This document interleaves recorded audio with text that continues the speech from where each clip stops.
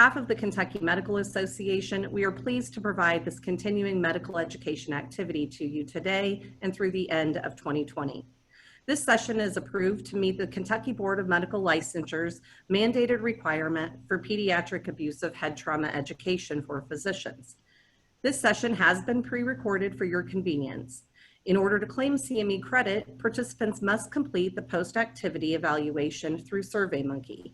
A link will be sent electronically to participants following confirmation of their engagement with the activity through attendance tracking. Any questions for the presenter can be submitted to KMA staff, and we will make every effort to obtain a response. For CME purposes, all planners and presenters disclose no relevant relationships. The Kentucky Medical Association is accredited by the ACCME to provide continuing medical education for physicians. The Kentucky Medical Association designates this internet enduring material for a maximum of 1 AMA PRA Category 1 credit. Physicians should claim only the credit commensurate with the extent of their participation in this activity. CME certificates will be mailed to attendees upon receipt of post-activity evaluation through SurveyMonkey. If any assistance is needed, please contact KMA staff at the information provided on the screen. At this point, I'll turn it over to our presenter, Dr. Christina Howard with the University of Kentucky.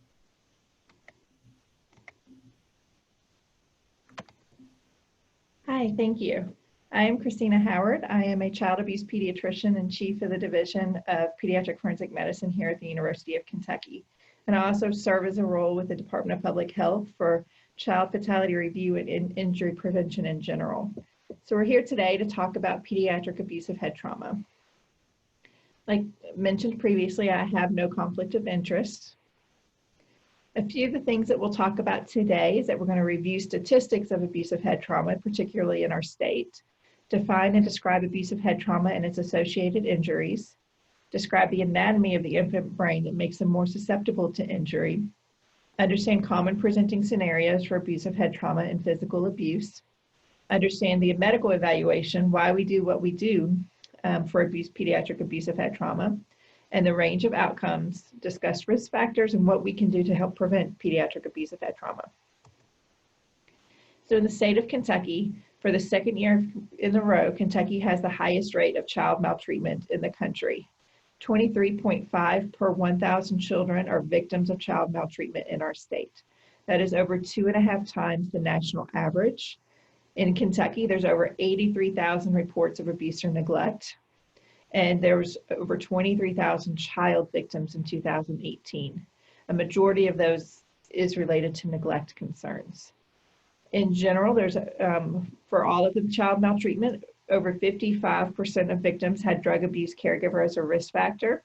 However, for the fatalities and near fatalities, that percentage does increase. Kentucky averages now approximately 30 to 40 deaths per year involving maltreatment, with an additional 30 to 60 near fatalities. In 2007, Kentucky had the highest rate of child abuse death of anybody in the nation. And I think that that's really what drove a lot of people to start some of the prevention activities with these. One of those being that when they looked at some of the child deaths, they recognized that over 50% of those children had been seen by a medical provider within 2 weeks of their death and had an injury that should have been recognized as child maltreatment. And so that is why training for pediatric abusive head trauma has been so important. For perspective, more children die under circumstances of alleged maltreatment between the ages of 0 and 1 than from all accidental causes of injuries combined. So the reason why this is important for everybody is I think everybody plays a role in child maltreatment prevention. Nurses, physicians play a very important role, and we'll discuss that a little bit later as well. Social workers, neighbors, especially now during COVID and when kids aren't in school quite as much, everybody plays that role.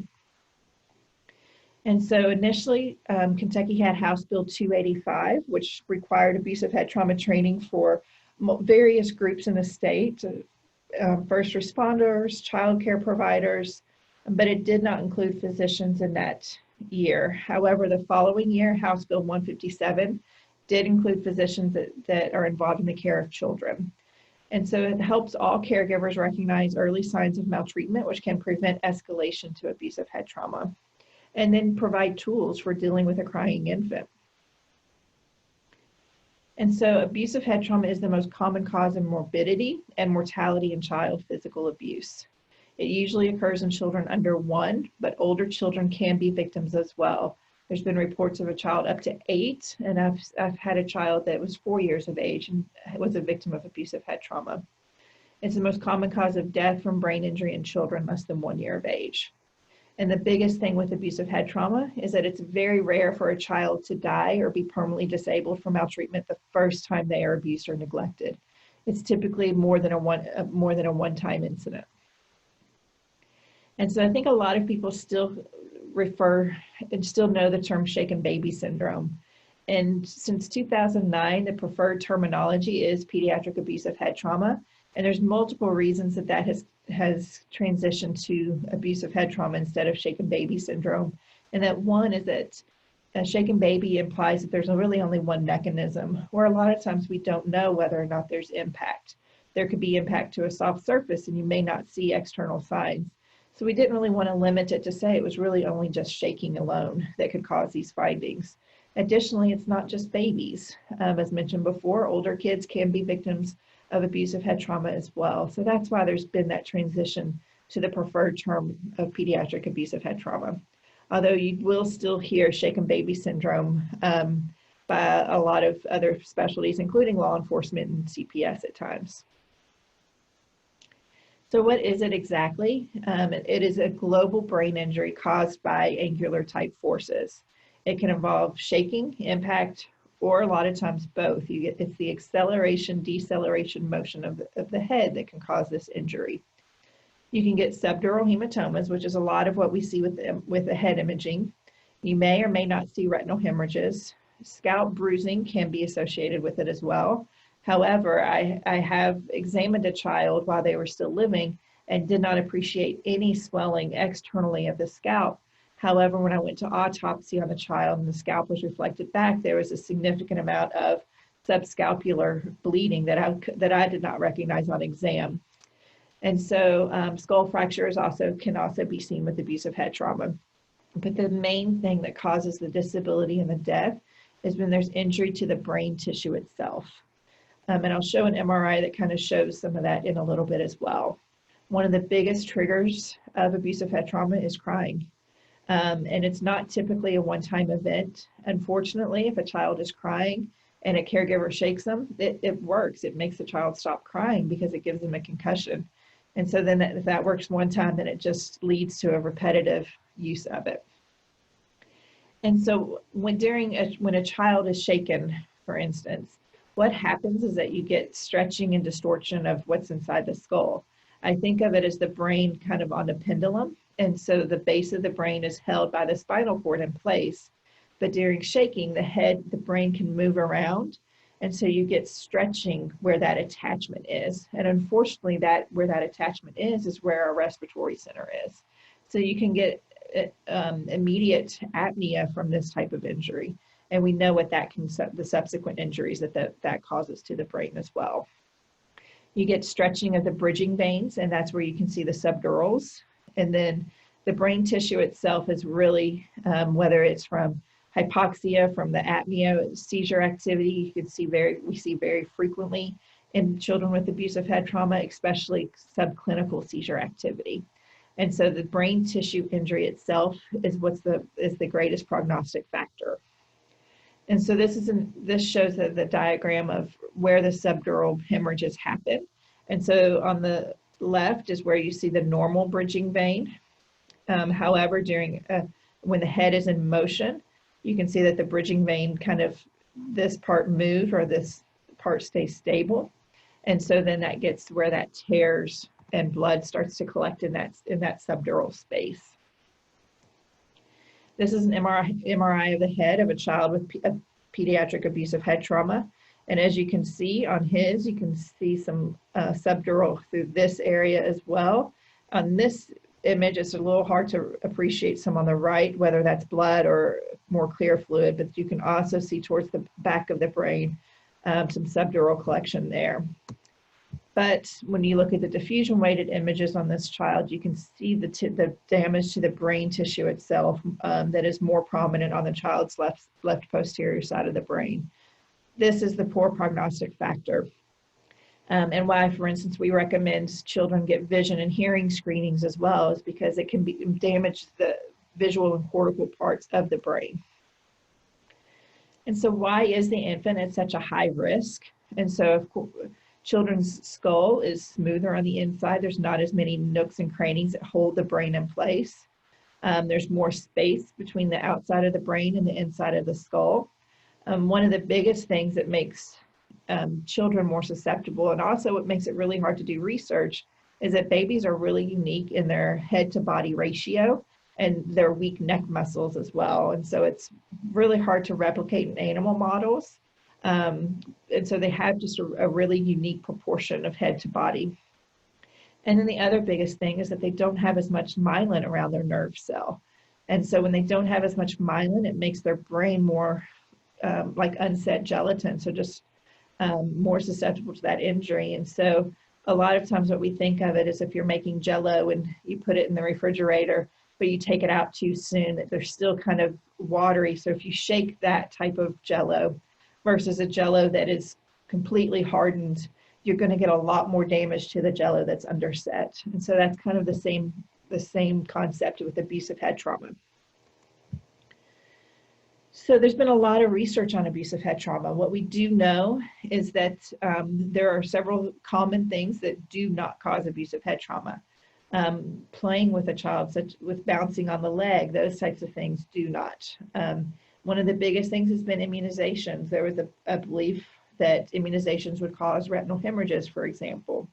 However, there was a study out of Pennsylvania that looked at thousands of children with after they received immunizations, and only a few had retinal hemorrhages, but they also had other signs of abuse, such as rib fractures. And so immunizations do not cause retinal hemorrhages. Birth trauma is a special case. As a pediatrician, we all know that birth is a pretty traumatic event. And so there are subdurals that we can see with birth, and you can see retinal hemorrhages with birth as well.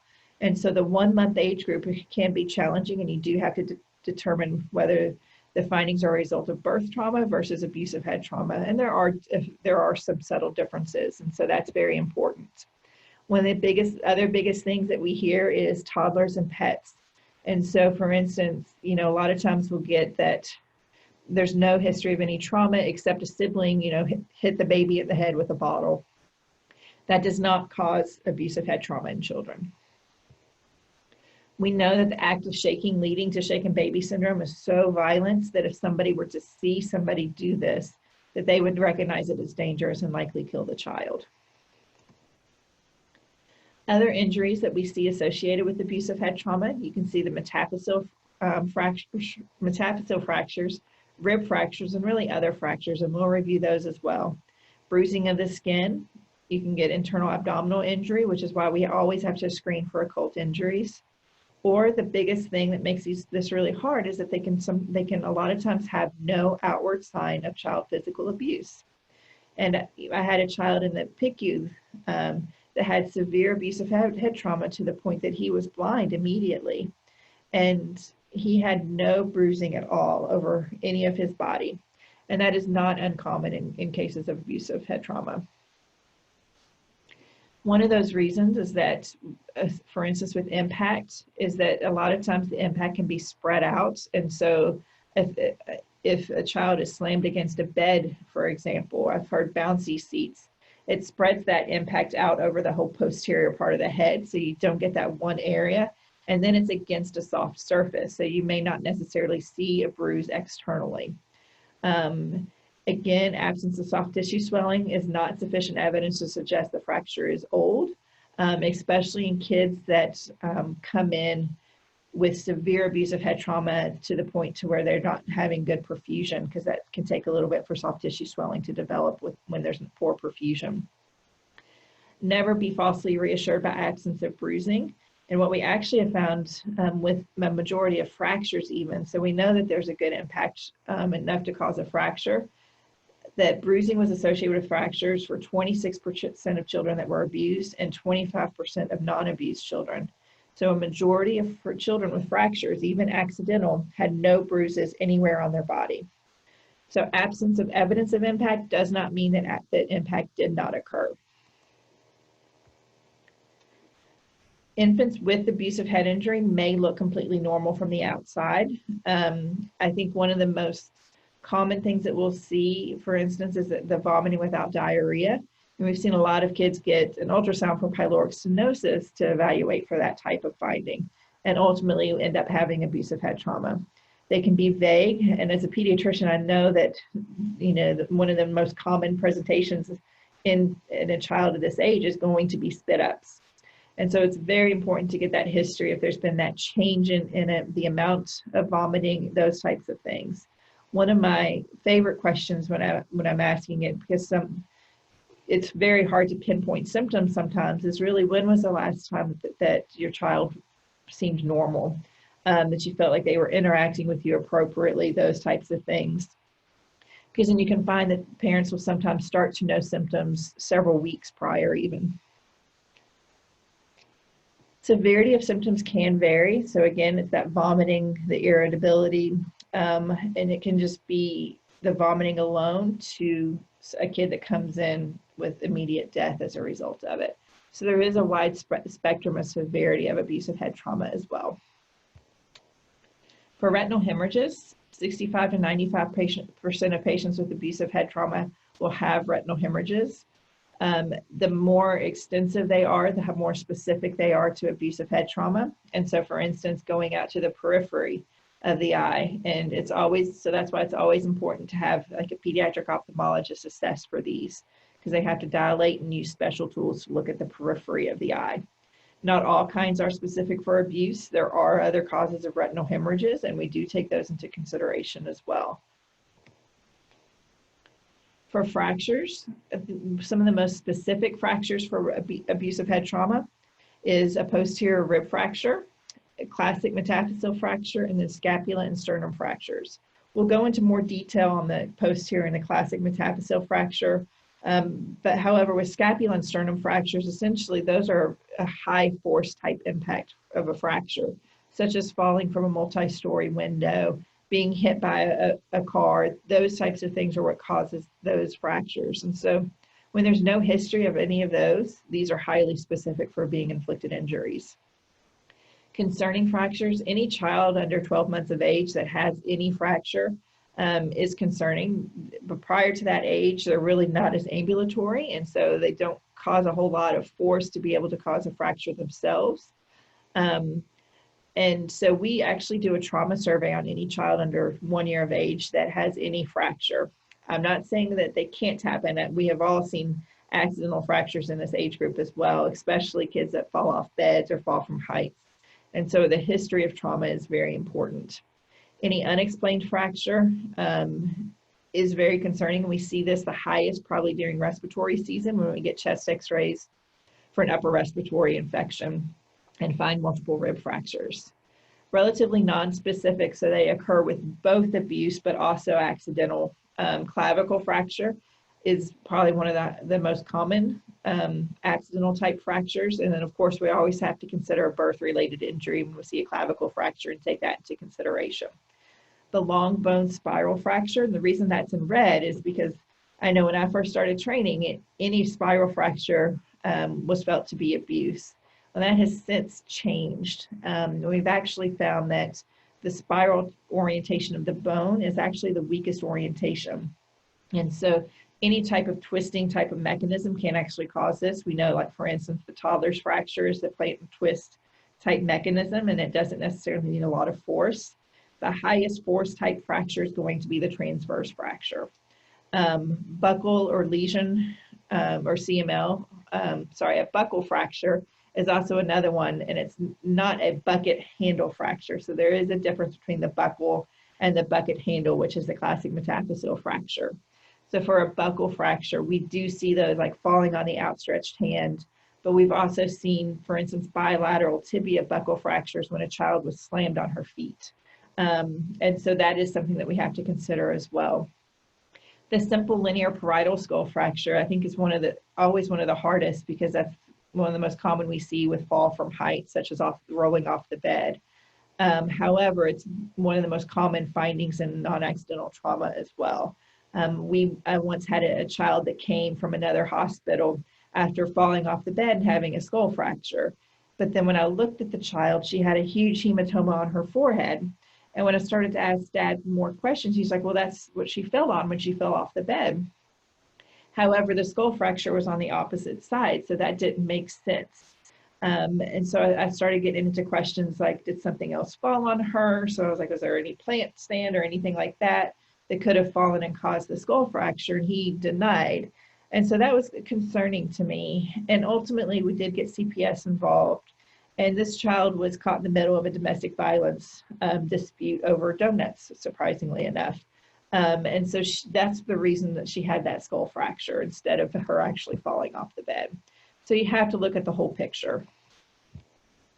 For posterior rib fractures, the reason that they are so specific is because the mechanism to cause posterior rib fractures is that it's squeezing of an unsupported chest. And so it's not a child that's laying on the floor and somebody falls on them or whatnot. What has to happen is that the ribs bend back, and so the dotted line is actually the normal orientation of a child's chest, and the arrows show squeezing of that, and when that's squeezed, it causes the ribs to bend back over the spine, and the fracture actually happens on the lung surface of the rib. And they found this out from looking at CTs of the chest on victims. And so you don't get a fracture on that pleural surface from a direct impact, such as a kick or whatnot. It has to be squeezing of the unsupported chest. And so that's why this is highly specific for being an inflicted injury. And we see it a lot of times associated with abusive head trauma, but I've also seen it not associated with abusive head trauma, but it's still specific for being inflicted. And so here you can see some healing kind of posterior rib fractures here. These are a little bit more lateral, and so you can also see fractures that come in through here, and we have another picture of that a little bit later as well. Classic metaphyseal fractures, you also hear CMLs, bucket handle fractures. There's multiple names for it, but I usually refer to them as classic metaphyseal fractures. They are highly specific for abuse in healthy infants. We don't see them in really OI or accidental injury. There's been a few reports of these in birth, especially with C-sections, and if a child is yanked out by the knees, for example, or by the wrist, that we have seen metaphyseal fractures at that site. It involves really a perpendicular force across that joint. And so, for instance, if a child is laying on a changing table and a parent uses excessive force and swipes them across the knee, that can cause this. I kind of think of it like the clothesline type picture. Or, however, when a child is shaken in abusive head trauma, it causes their arms and legs to flail, and you get a force when you change that direction when they're flailing. And so that's why you can get the CMLs associated with abusive head trauma as well. And then any child with multiple fractures is always a huge red flag.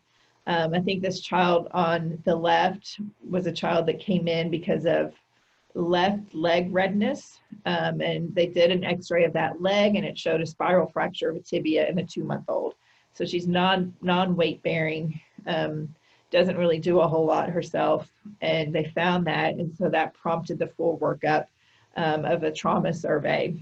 And she was found to have right tibia fracture. She was also found to have multiple fractures in her feet. As you can see on this top left image, you can see proximal and distal fractures there, and then she also had multiple rib fractures.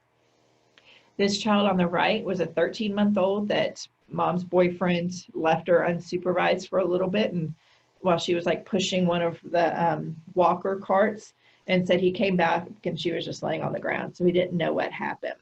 And she, upon presentation, she ended up having a CT that showed this, which is a pretty kind of compare it to a broken eggshell, and she had multiple areas of displaced fractures over her entire head. She had an injury to the brain at the base of the brain, and so she had some long-term deficits as well.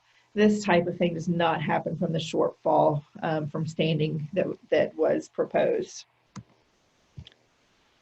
As far as bruising, bruising is really the most easily recognizable signs of child maltreatment. There's been a lot of studies on really what type of bruising is normal. And Sugar and all did one of the sentinel studies. Those who don't cruise rarely bruise. And so child development and age is always very important. I always tell my team, like, one of the first things I want to know when I'm hearing about a child is what their age is, because that's usually I can't go further until I know how old they are. And then location is very important as well. So most of accidental bruises happen over bony prominences, shins, knees, forehead, those types of things. The other thing with bruising is that we really cannot date it with any accuracy. And I'll go into that a little bit more as well. For terminology wise, we hear a lot of different terminology referring to bruises. I think one of the most common things that I do hear is ecchymosis. But for a bruise at the site of the impact, we like to refer to that as a contusion, unless there's a fluid collection under that, where we refer to that as a hematoma. Ecchymosis is more of a tracking of blood. And so, for instance, we've had a child that had a huge hematoma on his forehead, and then a couple of days later, he develops the bruising underneath both of his eyes. That is the ecchymosis from the hematoma that had just taken a couple of days to drain. And so that's what we refer to as ecchymosis. And then petechiae, of course, are the pinpoint hemorrhages into the skin that don't blanch. And so that's one of the biggest things when we have that too, is that it doesn't blanch, and we like to look for pattern on it as well. And so these are examples of really what is normal. And this is kind of just a list of looking at looking at multiple settings of children and figuring out what bruising was normal and what was not. So that first one is the Sugar et al. Study. And so they've assessed thousands of children to see what bruising is normal. And that was both in the ER setting and the primary care setting. And then Mary Clyde Pierce did a PICU setting study to look at children that were in the PICU for traumatic type injuries, whether that be motor vehicle accidents or whatnot, versus those with abusive head trauma, to compare the distribution location of bruising. And that's where the 10-4 bruising rule was created. And so it started with a study in Louisville, initially at Coast Children's Hospital, and then she has since moved to Chicago and has done a multi-center validation study of this as well. And the results were the same. I have not seen it published just yet, but there is a validation study to be able to support this as a good screening tool for non-accidental trauma. And so the 10-4 bruising rule is any bruising of the torso, ears, or neck in a child 4 years of age or younger, or any bruising anywhere on a child 4 months of age or younger. And I was interested to see if the validation study would really keep it at 4 months, because a lot of times we will say the 6 months and under. However, the validation study did still show that the specificity was the highest in 4 months, and you start to lose specificity once you get past that. And so this is the result of the study that she did in Louisville. And on here you can see that for the accident type of traumatic injuries, that there was essentially no bruising to like the buttocks area, the hip, the ear, then the neck is another area that is always very concerning to us. And that very few, there was a couple that had it on the abdomen, but really when you compare it to the abuse category, not nearly as much. And so that's where the 10-4 comes from. And so this, the torso, I think, is one of those that a lot of times gets overlooked. I think we can all, as physicians, know that this child on the right does not look good. The coloring is bad, and you can see clear evidence of trauma on this child. And this child came to its attention after a neighbor heard the mom and dad of this child fighting. And they had a long history of DV, and so he was kind of getting ready to just blow it off. But then he said he heard this baby cry like he's never heard her cry before. And so that prompted him to call police. And when police got the report and knew that there was a child involved, luckily they brought CPS with them when they got to the home. And when they got there and arrived, the parents were like, no, we were fighting, but we've made up, everything's okay. The baby's in the crib is in the crib sleeping. but DCBS was like, I need to see that child and lay eyes on her. And as soon as she went back and turned on the lights, she recognized that this child was in distress and called EMS. She actually had subdural hemorrhages, retinal hemorrhages. She had a large liver laceration. I strongly believe if that neighbor had not called law enforcement that day, that this child would have been found that next morning dead. And then this child on the left, she was actually, mom returned home from work after she had been left with the paramour during the day. She was, I think, a 7-month-old child, and mom went to change her and noticed this bruise on her stomach. And so when she asked the boyfriend, he didn't know what had happened. So mom brought the child to the hospital. I don't know that all moms would have reacted that way, so I'm wondering if she had some type of concern about the boyfriend, but nonetheless, she came in, she was examined, she was sitting up on the bed in the ER, sucking on a pacifier, as happy as could be, examined by, a peds resident, the peds ER physician, a peds surgery resident, and a peds surgery attending, who all documented benign exam. However, once they did trauma labs, they saw that her liver enzymes were in the thousands, and she ended up having a large liver laceration as well. And so kids can really look pretty good and have significant occult injuries, which is why we have to do the screening that we do. Peak incidence of abdominal injuries is in toddlers. We see it a lot with potty training accidents, I feel like. A lot of times it's most likely the direct blow to the chest, either a punch or a kick, and compression of the underlying structures against the spinal cord. And so to get a bruise, the skin has to be pinched between two hard objects. So the object that is coming into the skin, but then on the backside, the skin has to be trapped against bone. And so for that to happen, that skin has to go pretty far away because the next bone is the vertebrae. And there's a lot of organs in between there that can get damaged in this. So we've seen, a transected pancreas from this, multiple small bowel perforations, liver injuries, kidney injuries. And so this is why torso bruising needs to be assessed for other occult injuries in children. For ear bruises, the ear bruising is a big deal. They rarely occur from accidental falls. I do know that there's some, but especially if they're bilateral, then these kids need to be assessed for child maltreatment. We call the ear kind of in a protected triangle. So a lot of times when kids fall, they're going to hit their head or their shoulder, not that protected triangle through there. We have gotten that history, for instance, where a kid is running through the house and trips and falls and goes head first into a coffee table right at their ear. And that does happen. And yes, that could cause an ear bruise. Typically when we see that, we'll see a bruise on the helix of the ear. A lot of times they'll have kind of a linear component to it, but we don't see it get into the crevices like in these pictures on this child, who also has a pattern portion to it. This child was a baby that had ear bruising, and on workup, she also had an underlying skull fracture and subdural hemorrhages. And it later came to be found out that her caregiver had kicked her in the head with a steel-toe boot. And so that's what can cause those types of findings.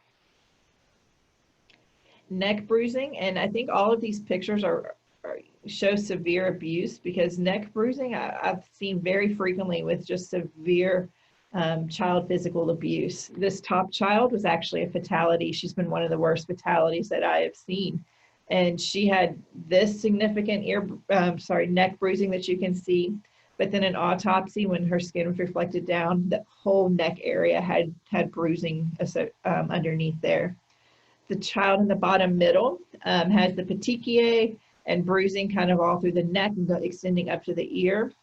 This child was actually a potty accident punishment, and that the caregiver got mad, and so he held him up against the wall by his neck, and he actually also had bruising on his scapula from being held so forcefully against the wall.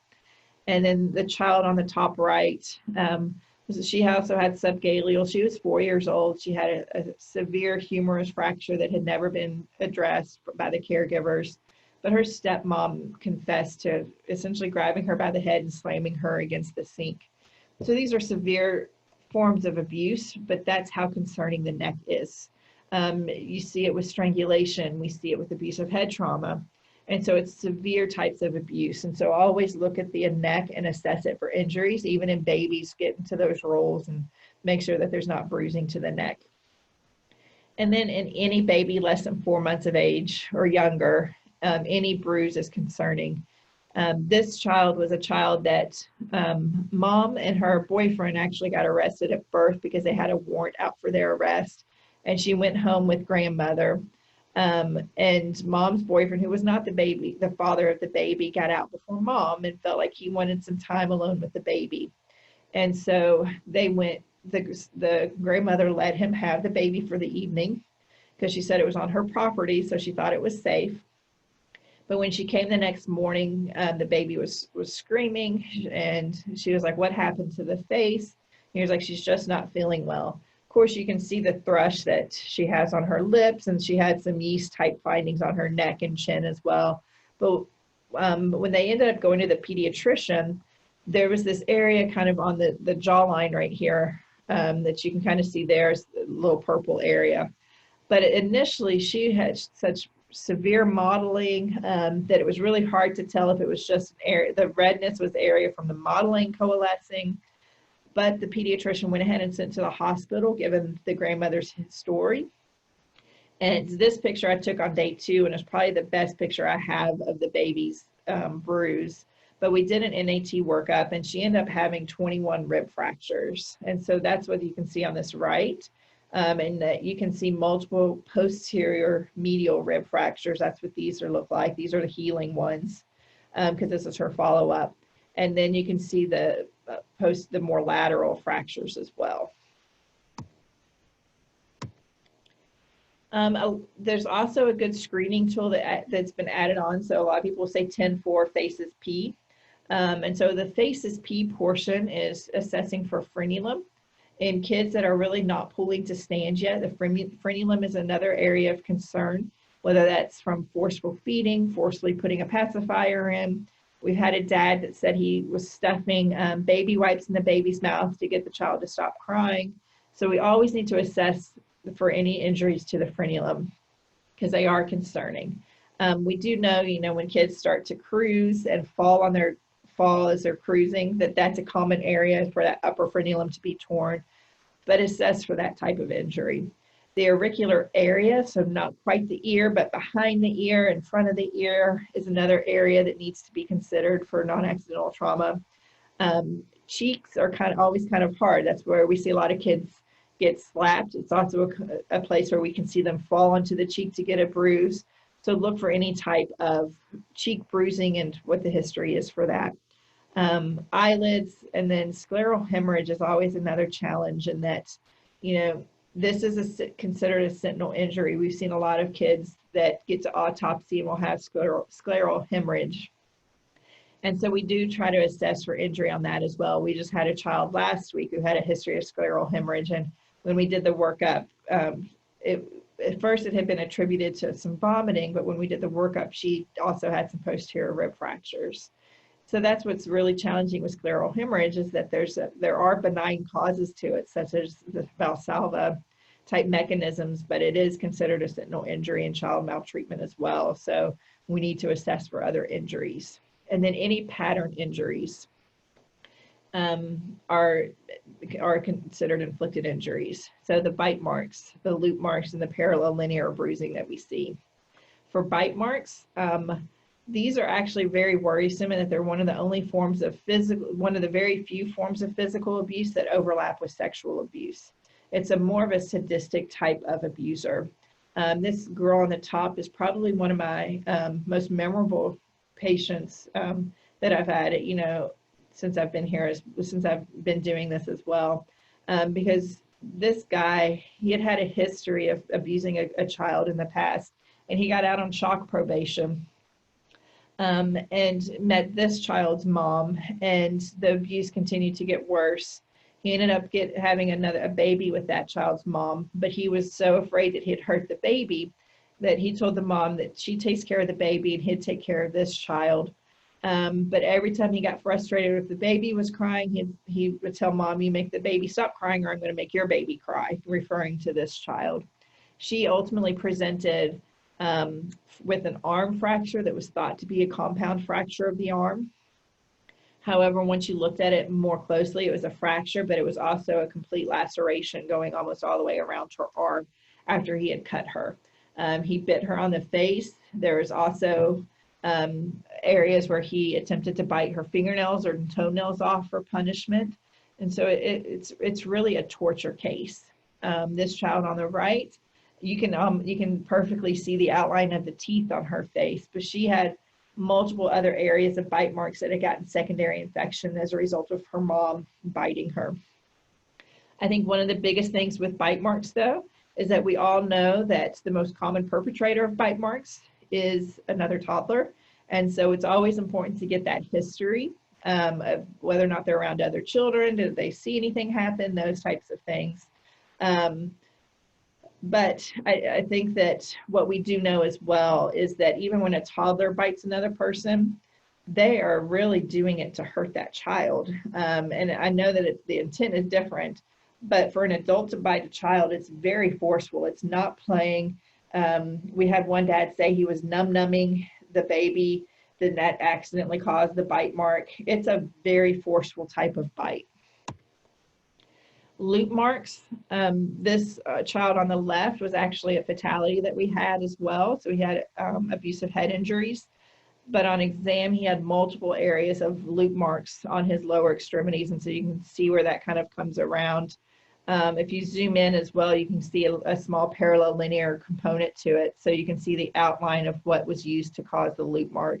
And we brought in his siblings, and they all also had loop marks on their legs as well. And so loop marks do not happen from running into a corner of something. As you can see, this wraps around multiple planes, so it's caused by something that's flexible, and it's not running into rigid objects. And so the same with the parallel linear contusions. You get the areas of sparing in between. And so a lot of people sometimes think that when bruises, like when somebody slaps another person, that the bruise is actually the point of contact. But what happens is you actually get the petechiae bruise as an outline of the hand instead. So that's why you see that parallel linear pattern. Especially with the face, when you start to see that pattern, your face has multiple planes to it. So if a kid falls into a hard object or a table, you can typically see it over the bones is where the bruise happens, and it's usually circular. I have seen a kid with a bruise like here and over the eye from falling into a hard surface, but that's still one plane. But for this child, for example, when you see it all over the side of the face, that is something that can conform to all of the contours of the face. And so that's an inflicted injury. Bruising is extremely rare in infants less than 6 months of age. It's a significant indicator of abuse and must be reported to CPS and medically evaluated.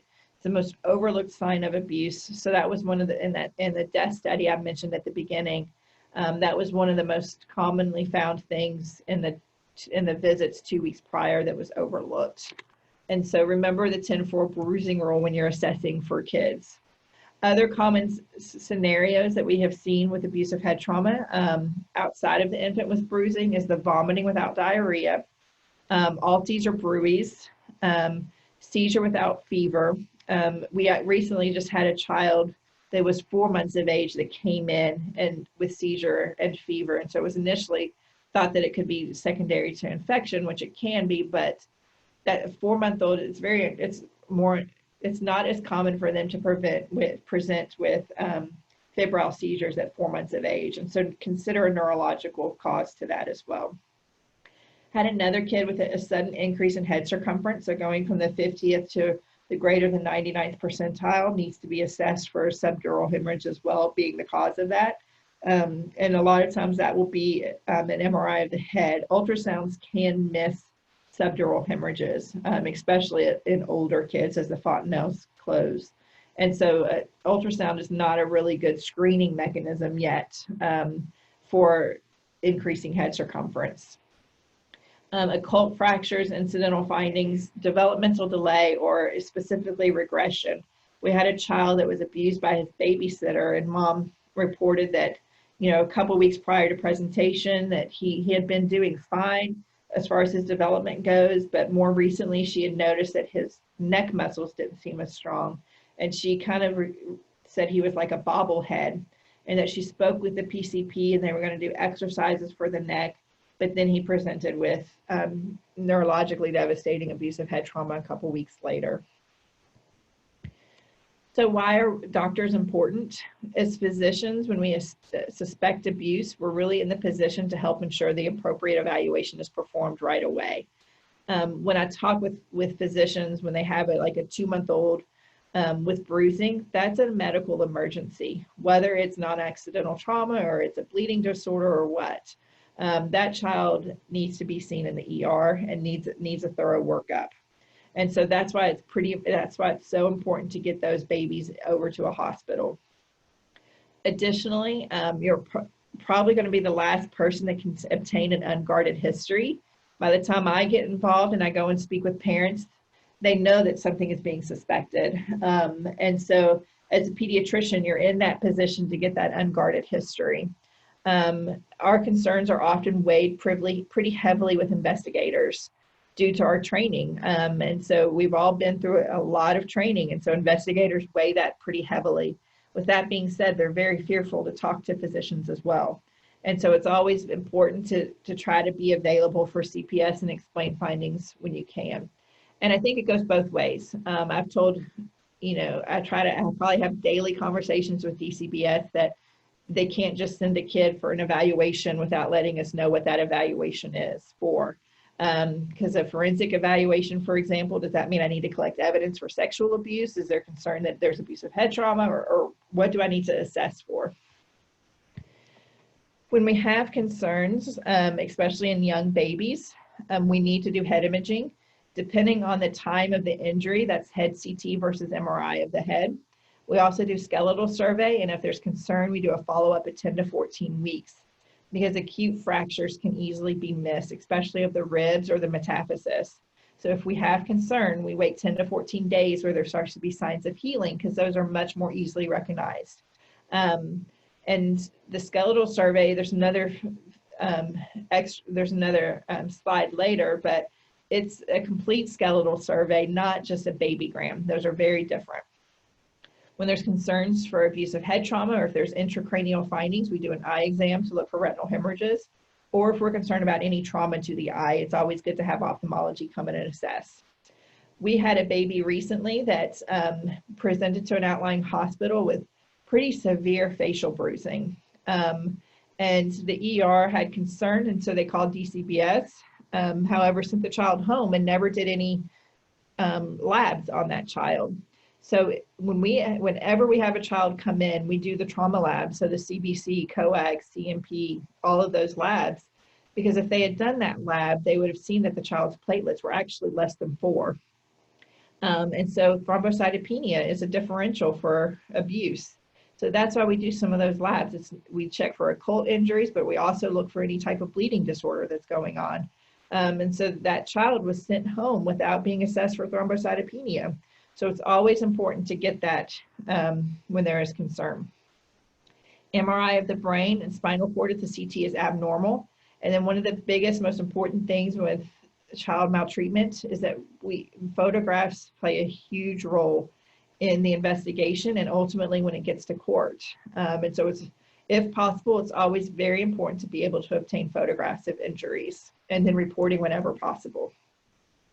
This is kind of a brief chart to kind of help with the ER. This is what is in our ER for the workup. And so 0 to 12 months is the head CT or MRI, depending on at what time the symptoms happen, skeletal survey, labs. Really, a skeletal survey is not indicated over 2. There's some rare instances, like in the 2 to 5 age group, that we will, for instance, like a child who comes in non-responsive that's 4 years old with injuries, that we'll go ahead and do a skeletal survey. Burns are another exception because burns can really hide injury from bone injuries. But above 5 years of age, it's really not indicated to do a trauma survey. And so the trauma labs are at the bottom of this screen as well. That's a good reference for you guys in the future on what to do for your trauma labs. One of the biggest things, especially that we get pushback on, is assessment for the workup. So CTs are always one of the biggest things that people don't like to do. And, you know, I think that one of the things for an indication for a CT of the abdomen for us is different than what most surgeons like. And so there was a STAR study that was done out in Denver that found when there's concern for abuse, if the ALT is greater than 80, that's a strong indicator that there is an occult injury, and that could be a contusion to the liver. But that is still important to a forensic pediatrician, because that means that there was trauma, enough trauma to the abdomen, that there's a bruise to the liver. I know the kid's not going to go to the OR. However, it may play a huge role in keeping that child safe. And so there are certain things that are very important from my perspective in keeping a child safe, even though they may not need it to determine if they're going to the OR or not. The other thing with liver enzymes too is that kids don't always present acutely. And so it's very hard to know if the ALT had previously been in the thousands, but is trending down, because we've had that happen as well, where a kid has had a severe liver injury, but his ALT wasn't that impressive because the injury had happened like a week prior. And so there's always that delay to consider as well. Some of the common things that we see is that people don't like to do CTs, period. But then if there's abnormality, that it's not followed by an MRI, no follow-up trauma survey. And so that's one of the biggest things. I think one of the hardest things across the state is that a kid can go to an ER and have concerning findings and have a trauma survey, but there's nobody to really do that follow-up. And so in our facility, we see those kids for follow-up. But if a kid doesn't come up here, then that might be up to the pediatrician to ensure that for those concerning findings that a child gets that follow-up trauma survey.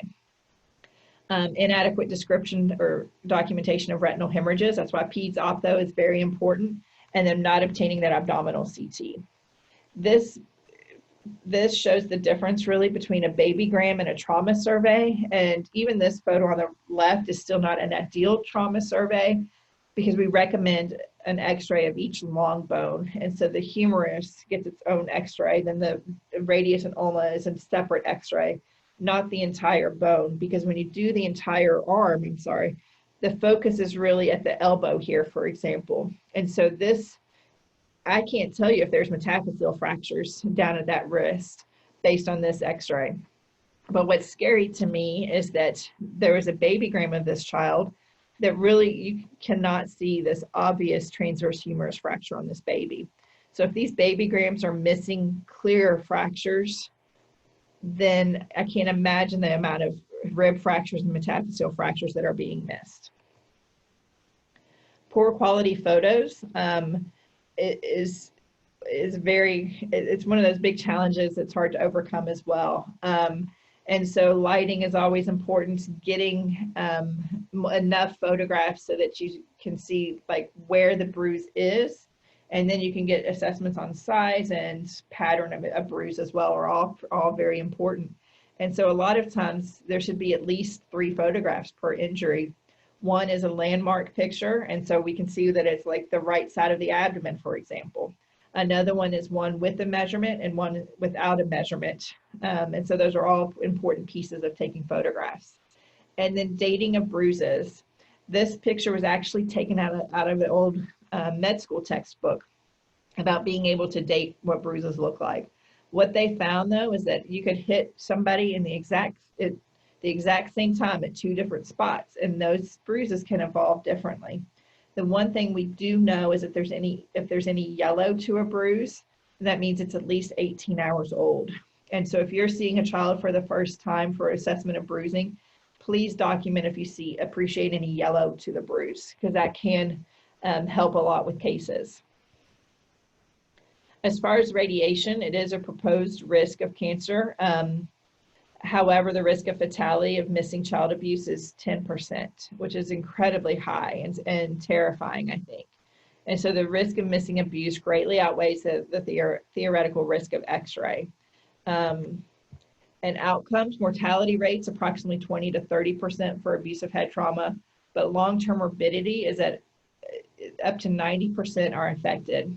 And so a lot of times when I have a child that survives abusive head trauma, part of our report that pediatricians need to look at long-term are things such as learning disabilities, especially because that might be one of the more mild symptoms of it is once they get to school age that they aren't learning like their peers. Speech and language delays. Luckily, a lot of times CPS is very quick on referring to first steps.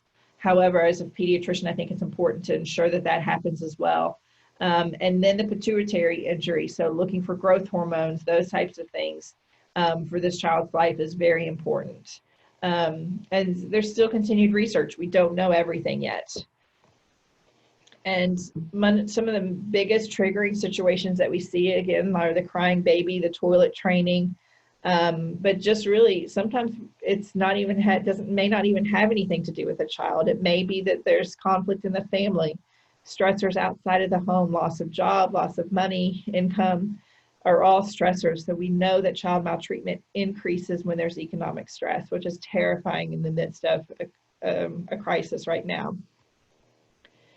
To the 0 to 3 is the highest risk age group. Drug affected babies, the NAS babies, are at a high risk as well. The premature NICU babies, and I think I think a lot of NICUs have really been transitioning to how they run, because they found that a lot of times how NICU stays were previously is that they really affected the maternal child bond because the mom couldn't be with the child very much.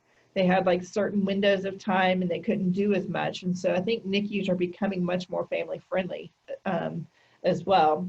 Children with physical and developmental disabilities, especially for that long anticipated child, when the child is not just perfect and advanced and whatnot, that can be challenging for parents. Unrealistic expectations of a child's behavior.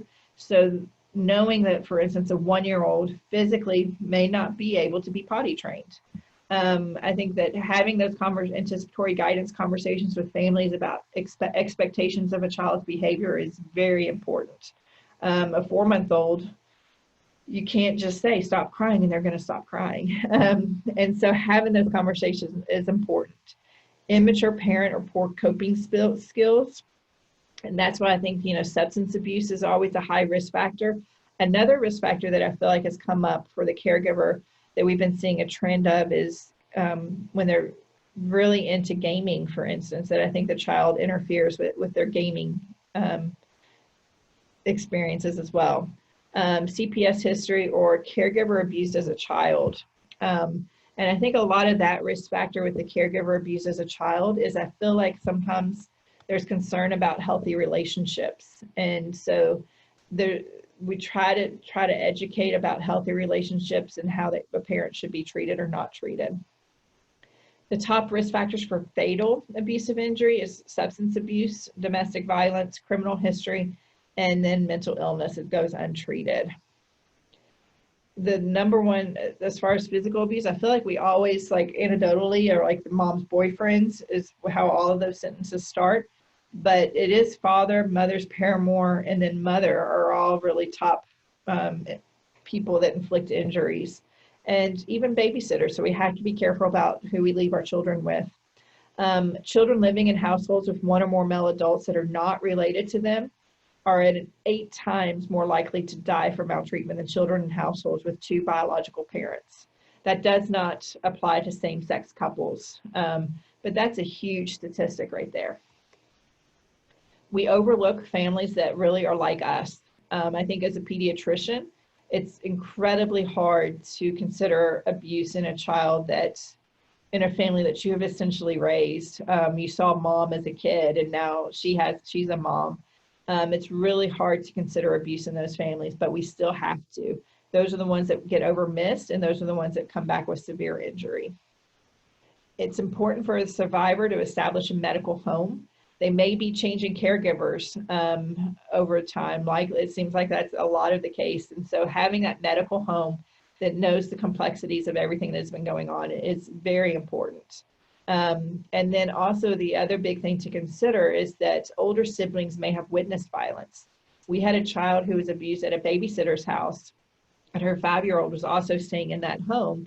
And shortly after the baby presented with abusive head trauma, The 5-year-old then had selective mutism, and she started having accidents on the floor. So we always have to consider the siblings as well and what trauma they have been through from just witnessing it. Make sure to always do thorough skin assessments. Document. If something's not documented, it didn't happen. Make report to DCBS when you suspect abuse, and take pictures if possible.